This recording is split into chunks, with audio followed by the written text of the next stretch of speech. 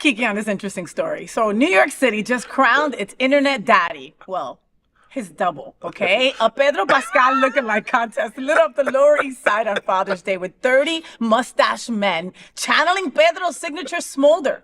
The $50 prize, plus a year's supply of burritos, went to George Gountas, a Daily Show lighting designer whose wife signed him up after years of Pedro comparisons, with shirts reading "Protect the Dolls" and all immigrants. The vibe was peak Pedro, hot and heartfelt. Honestly, if Pedro ever needs a body double, New York City's got options and burritos for days. Pedro Pascal lookalikes take over New York City streets. What are we all talking about? Did you see the people who look? Oh my God. Come on, it's hysterical. And I knew, and I forgot that we had a Pedro story in today's show. A what story? A Pedro story. Alex always makes fun of me. It's Pedro, okay? It's Pedro Pascal. It's Pedro.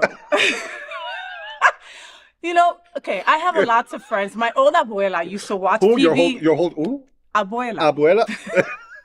Which is my grandmother. Right. Sometimes I get my SAP, my channels, counter that I don't know if I'm speaking English or Spanish. And it happens when there's a story about Pedro Pascal. I automatically go to Spanish. I go to the SAP.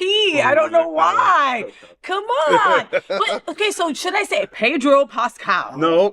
Pasquale. You're going to be your authentic self, and you're going to say it however you Pedro want. Pascal.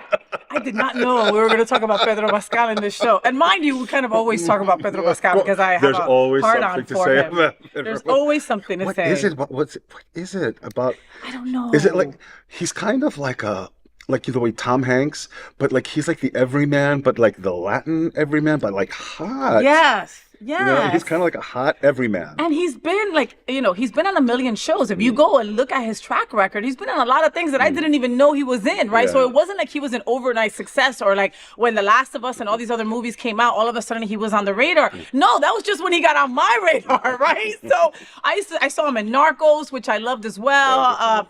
So, but I think that's what it is. I think that he's humble. I think the fact that he loves our community because he's got a trans sister, and that's not the reason, but he's always out there posting for our community, walking around with a Protect the Doll shirt, stuff like that. He's a heartthrob. He doesn't have to do that.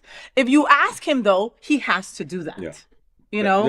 There's a huge comparison and huge difference between someone like, we're talking about Vivian's father? Elon Musk. Yeah.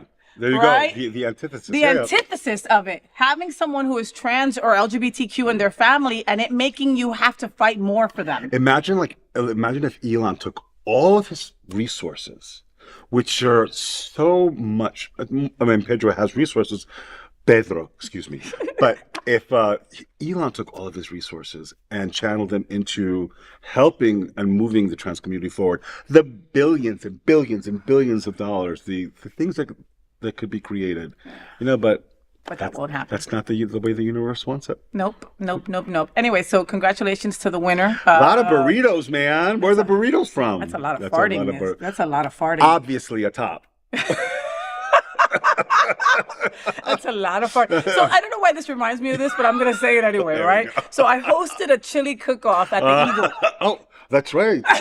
I love how you're laughing and then you notice it was at the Eagle. And you was like, whatever. Good, yes. I know, right? I know, Steven Crespo, I adore you. And I love that this was one of his first events as Mr. Eagle. And I was like, okay, what can I do to help? He's like, you're part of it. That's it, right? But it didn't, but I can't tell you, for weeks before, I was like, okay, I was thinking about the bottoms. I was like, all right, there's going to be a lot of chili here. How is this going to work? Blah, blah, blah. And so when I went and I had my chance to talk for a little, I gave all the bottoms the night off. Good for you, Faye. Faye's looking out. I'm always looking out, right? But I was like, listen, I know what we're here to do. We're here to have a good time. I know it's 4 p.m., 5 p.m. You won't have time before Eagle gets really going tonight to go home and do what you have to do to come back. So you have off tonight. It's a lot of Imodium. It's a lot of Imodium. But the chili was good as hell. I'm just saying, I didn't have the bottom that night, so I was okay. I never bought them. You know, hey, that's something you need to tell me.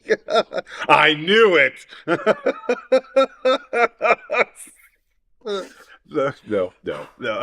Let me take a break. I can't with this guy. I got this Greek guy. Kills me. This is an important conversation for our LGBTQ community. Help us tell these important stories by liking and subscribing to the FayWhat Show.